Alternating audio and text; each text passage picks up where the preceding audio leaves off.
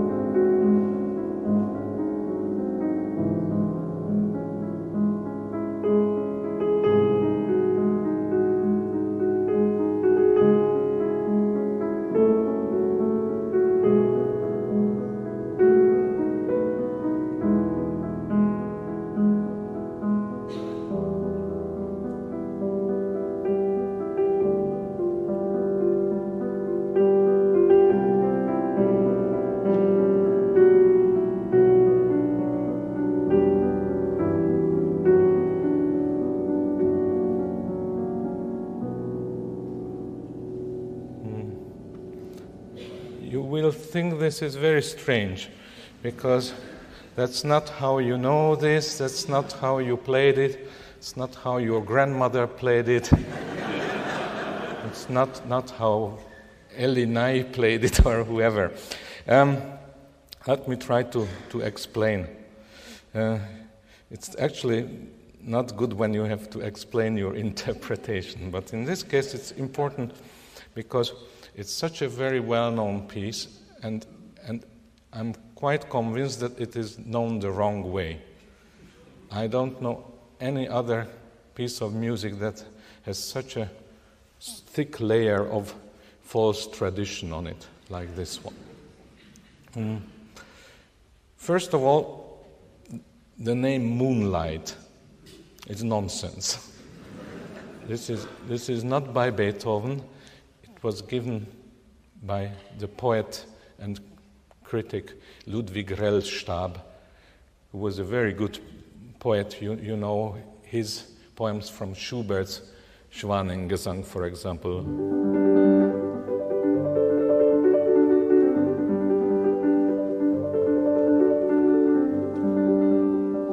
Rauschet das Bächlein so silber und hell. This is Ludwig Rellstab. Wonderful poems, but he said that when he was sitting in a boat on Lake Lucerne, the Vierwaldstätter See, and then it was a beautiful evening and it was full moon, and this reminded him of the first movement of the C-sharp minor sonata, and hence this nickname Moonlight Sonata, which has really nothing to do with poor Beethoven, but it's stuck on this sonata like glue. We have, again, sonata quasi una fantasia, like the previous sonata, and it starts very unusually with a slow movement, which is marked adagio sostenuto, so slowly and sustained. However, and again we have the manuscript of this sonata, so we are not talking about first editions or interpretations. We have the manuscript. And he writes alla breve, so a letter C cut in two. So you are counting two in a beat. And even if you say a slow adagio, but count two in a bar. 1, 2, 1, 2. It's still a very slow two. But if you would play it in this tempo that it's usually played,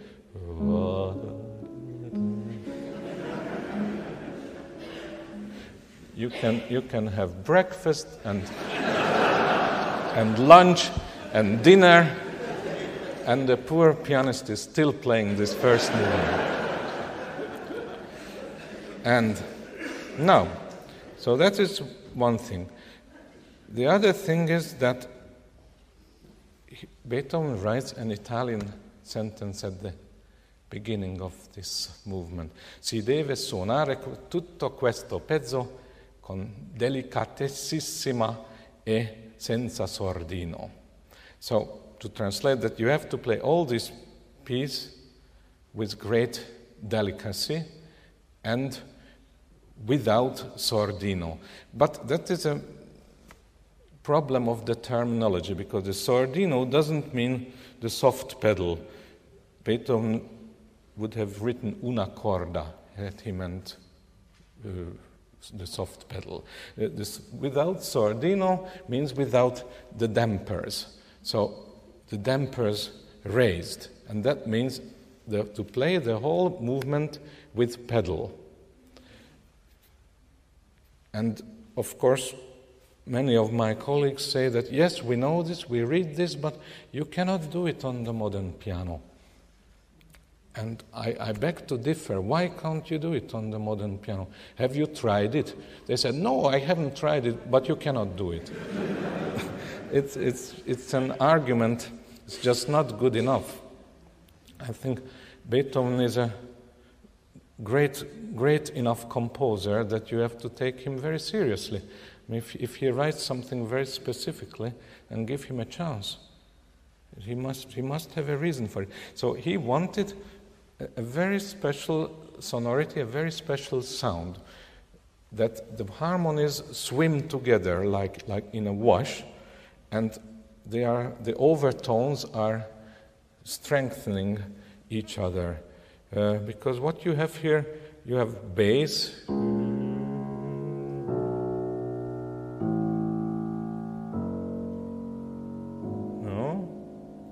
then you have an ostinato in triplets. And to put that together.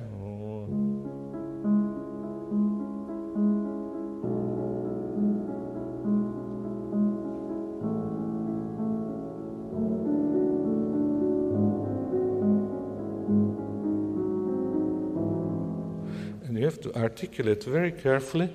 And of course, on a modern piano, I would not press down the pedal to the bottom, but just about a third of it. That's quite sufficient. And then comes this dotted rhythm, which, if we think back a few minutes ago when I played this sonata,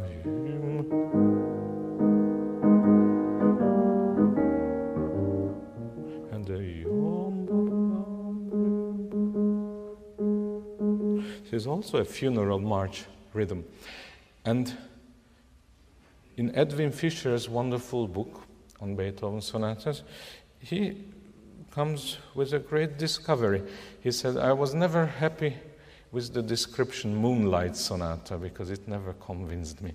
And once I was in the library of the archives of Vienna Musikverein, and there they showed me a piece of paper which was a sketch in Beethoven's handwriting.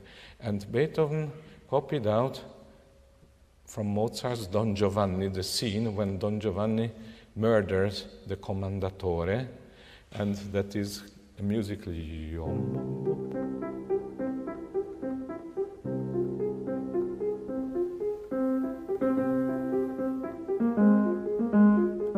something like that, and transposes it into C sharp minor, which is a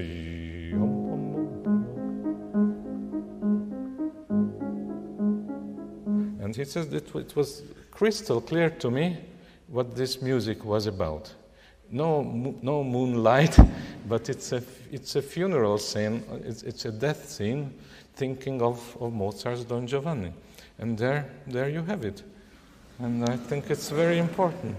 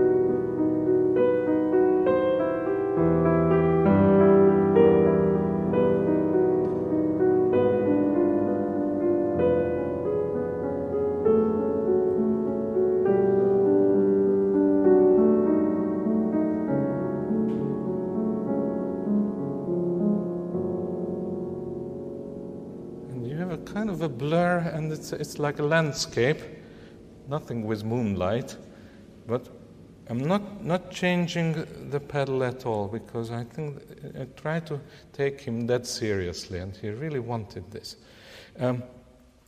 It's again, this movement is very, very difficult to define what it is, because it's not a sonata movement, not in sonata form, and it is almost like a Bach prelude with this organ, with these pedal notes, and melodically almost nothing is happening here. You have the ostinato of the triplets, and dynamically we are all in pianissimo and piano territory. Nothing louder than that. And it's really a fantastic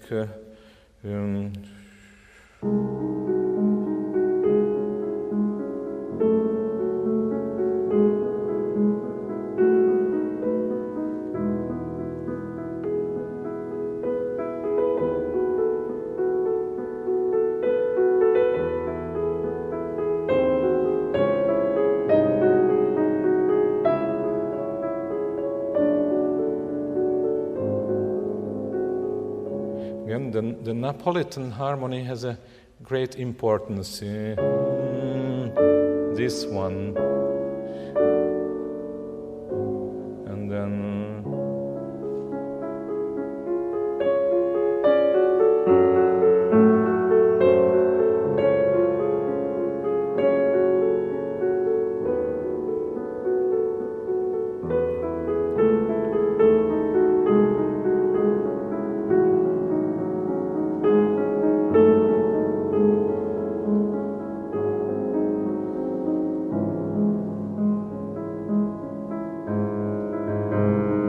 in the bass, the funeral march.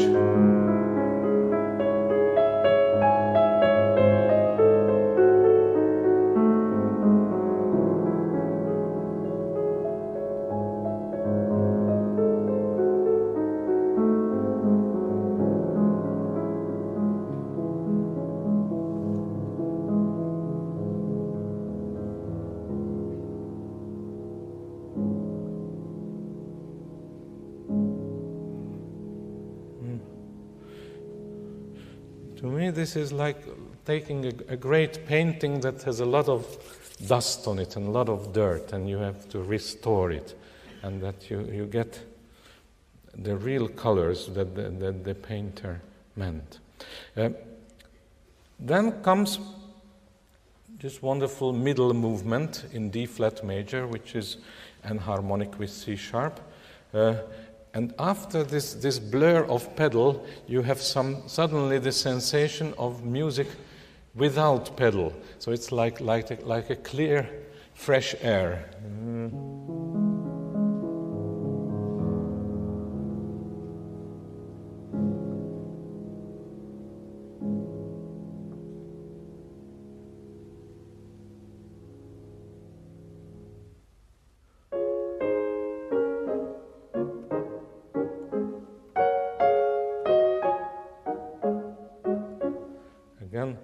Like a string quartet, only three instruments playing. The cello is resting. Now with cello, without cello, with cello.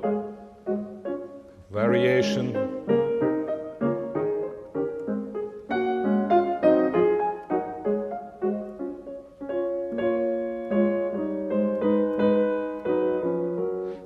After a lot of staccatos, we have legato.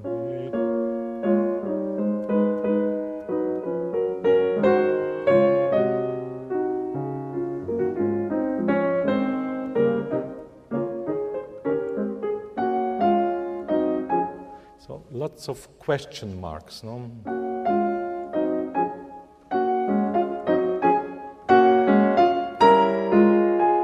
Big question mark. And that's the answer.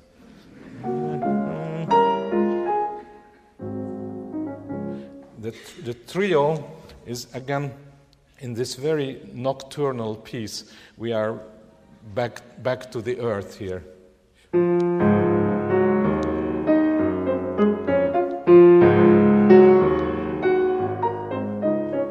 With accents and syncopations. Again, we can see very clearly in the manuscript that Beethoven writes a forte piano only to the tenor voice. It's like a horn. Pang, pang.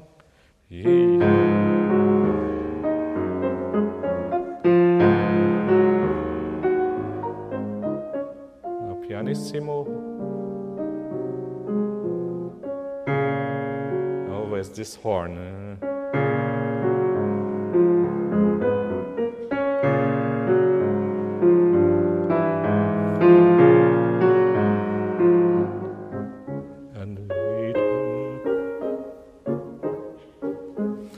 Capo. Franz Liszt said that this movement was like a little flower between two huge abysses, and it's a fantastic description of this. Then this is over in a matter of 1 or 2 minutes, and we are back in this inferno, and now at last we have a movement in sonata form, high time. And what a fantastic movement it is. And here we can see that in retrospect, how wonderful the final movements of Beethoven are.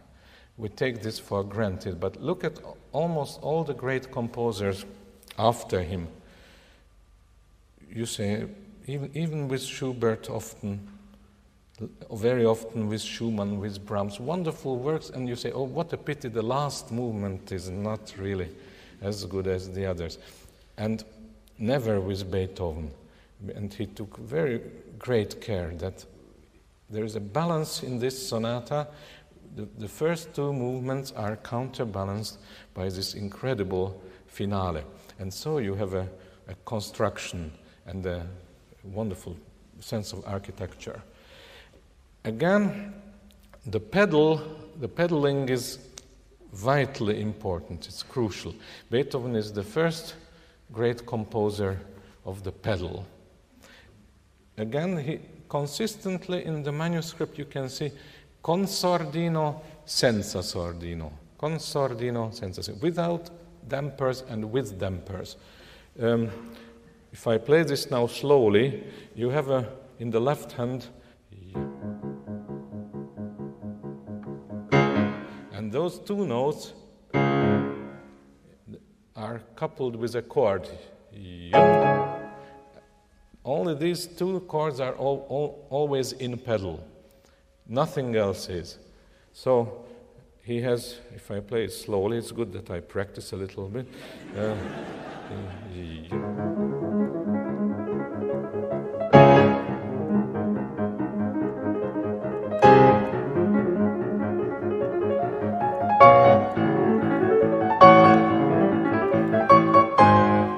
See? And there is no crescendo, it's all in piano, and there's this menacing yum. Now let's speed it up.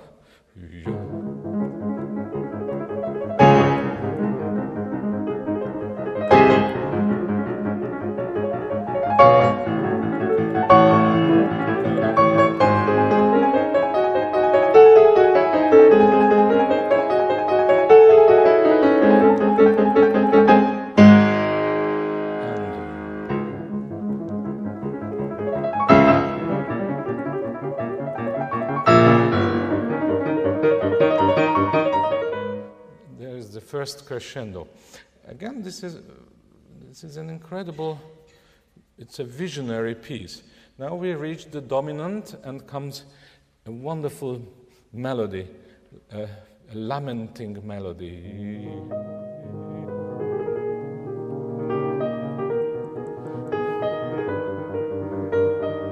He writes has this crescendo diminuendo on each phrase.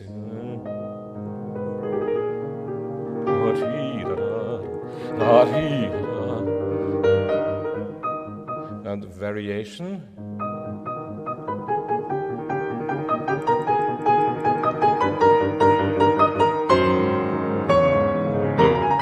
Now very heroic.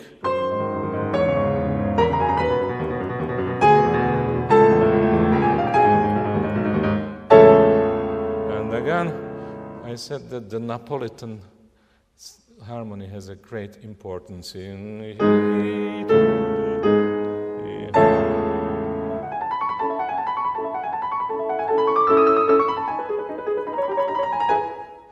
again.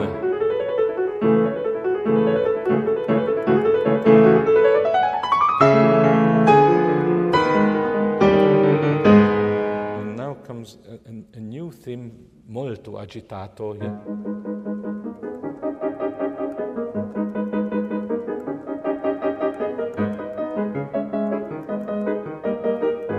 The whole thing orchestrated with the full orchestra.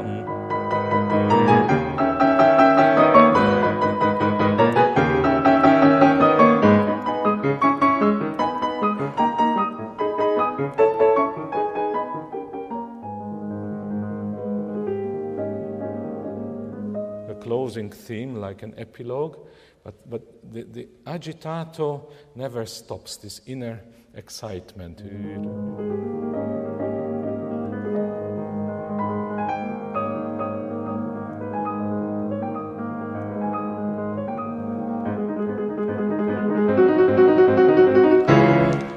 Exposition repeated, must be observed, and then comes the development section.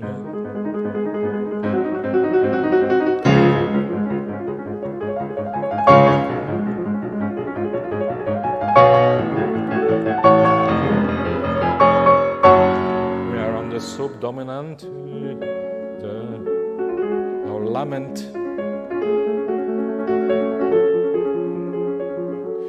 Counterpoint, he changes positions, it goes into the bass.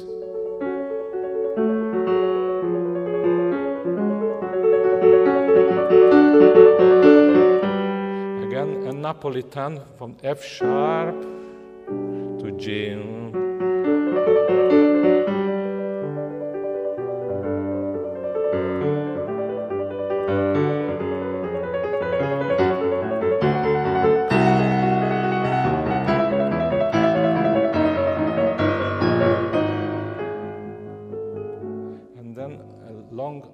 Pedal point on the dominant.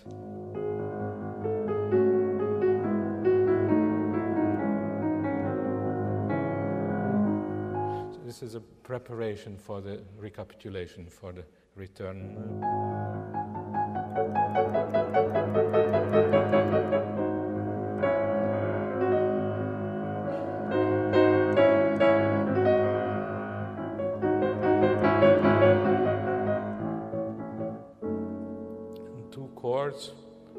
And then with a forte piano.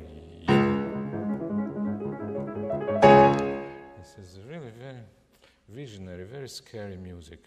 And after he had completed the recapitulation,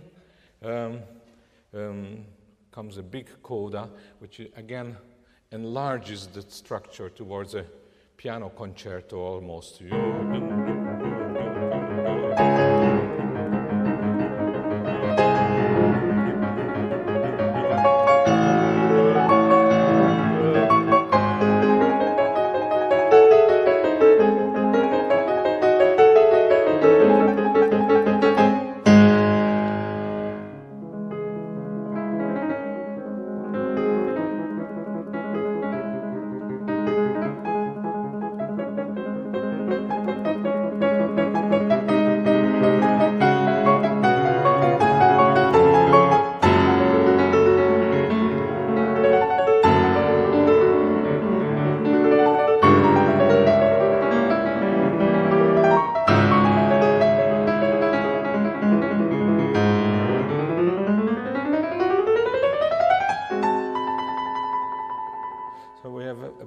cadenza. Later we will see in the Appassionata sonata we have a similar example. So another cadenza.